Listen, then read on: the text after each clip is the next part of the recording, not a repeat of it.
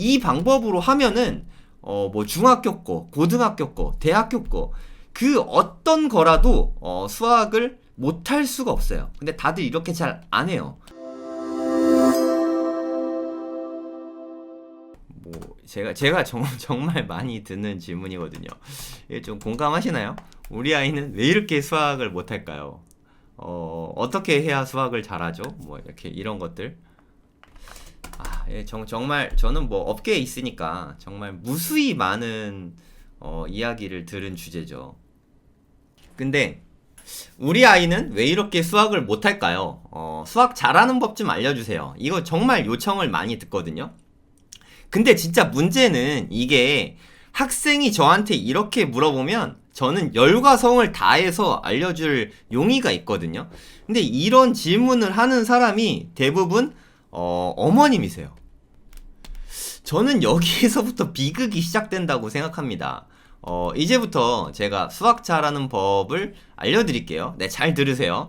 그리고 정말 자녀분이 수학을 잘했으면 좋겠다 생각하시면 어머님이 듣고 그걸 어머님이 자녀분한테 이야기하지 마시고 그냥 이 부분만 제가 2분 동안 혹은 3분 동안 2, 3분 정도 제가 열심히 설명을 해드릴 테니까 그냥 이거를 틀어주고 이거를 듣게 해주세요. 네, 무슨 말씀인지 아시겠죠? 이걸 어머님이 듣고 그거를 자녀분에게 전달을 하는 순간 두 분 사이에선 싸움이 되니까 그냥 제가 말하는 이거를 직접 그냥 아이에게 그냥 듣게 해주세요. 네, 이해 가시죠? 그러니까 정말 잘하려면 구멍난데부터 외워야 돼요, 일단. 이게 진짜 제일 중요합니다. 근데 이걸 아무도 안 해. 예를 들어서 현재 중학교 1학년이야. 학생이 중학교 1학년인데 초등학교 때 연산이 약했어. 그러면 그냥 좀 부끄럽더라도 학교에선 중학교 거 하더라도 집에 와서는 그냥 초5나 초6 거부터 하면 돼요. 초3, 초4, 초3, 초4 거 안 해도 됩니다.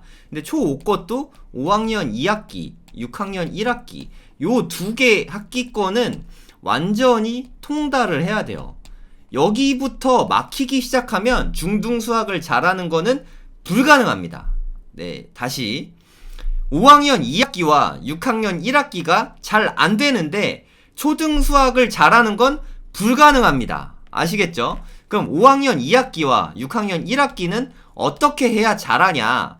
그냥 한 것만 잘 고르세요. 한 것만. 보통 많이 쓰는 거 있잖아요. 뭐 디딤돌이라던가 뭐 센 수학이라던가 제가 쓴 책 수학의 힘, 뭐 알파나 베타 뭐 요런 거 아무 책이나 상관없어요. 뭐 저도 제가 쓴 책보다는 뭐 센 수학이나 디딤돌 더 많이 씁니다. 디딤돌 기초 뭐 이런 거 상관없어요. 어려운 책 아닙니다. 네, 절대 어려운 책 하지 마세요. 어려운 책을 풀면서 애들 수학이 너무 많이 망가져요. 네, 어려운 책 절대 시키면 안 돼요. 어려운 책 하라는 소리 한 적 없습니다. 수학을 잘하려면 어려운 책 풀어야 됩니다. 이런 얘기하는 사람 다 사기꾼이에요. 이거 완전히 엉터리입니다. 수학을 잘한 적이 없을 수도 있어요. 네, 어찌됐든 중요한 건 어려운 책 잘하는 게 아니라 이런 기본서를 한 문제도 틀리지 않을 때까지 되게 중요해요. 한 문제도 틀리지 않을 때까지 그 한 권의 책만 10번이고 복습합니다. 다시 한 권의 책을 잘 고르세요. 네, 뭐 제일 많이 쓰는 거는 센 수학 많이 쓰니까 좀 뭐 센 수학에서 뭐 협찬 받은 거 당연히 없어요. 네, 센 수학을 내가 풀겠다 하면 센 수학을 풉니다. 근데 한 문제도 틀리지 않게. 그러면 풀다가 한 문제 틀릴 수도 있잖아요. 그쵸? 그럼 책 버리나요? 말이 안 되잖아요.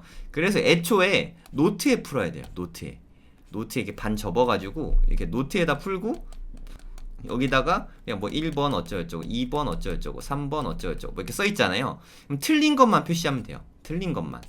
그리고 나중에 이 틀린 것만 복습하면 되죠. 그러면 한 번도 안 틀릴 때까지 복습을 완벽하게 할 수 있어요. 이게 제일 중요합니다. 그러면 5학년 2학기 책을 드디어 한 문제도 안 틀리고 끝까지 다 풀 수 있다. 그럼 그때 6학년 1학기 거 하는 거예요. 그 다음에 이제 정말 초등학교가 다 끝났다. 이제 중학교 1학년 1학기 거 하는 겁니다. 참고로 중학교가 6학기가 있잖아요. 중학교 1학년 1학기, 1학년 2학기, 2학년 1학기, 2학년 2학기, 3학년 1학기, 3학년 2학기 이렇게 6학기가 있는데 이 중에 가장 수포자가 많이 나오는 게 중학교 1학년 1학기예요. 단원까지 구체적으로 말씀을 드리면 문자화식 그리고 방정식, 더 정확하게 말하면 방정식 활용인데 이 문자화식과 방정식에서 다들 무너집니다. 이 문자화식과 방정식을 시간 투자를 다른 단원하고 똑같이 해서 그래요. 여기에서 뭐 처음에 중학교 1학년 1학기 거 보면은 처음에 뭐 자연수, 정수, 유리수 뭐 이렇게 편안한 단원들 나오거든요. 근데 여기 뭐 이거를 하루에 자연수 다 풀었다고 해서 문자화식을 하루에 다 공부할 수 있을 거라고 생각하면 완전한 오산이죠.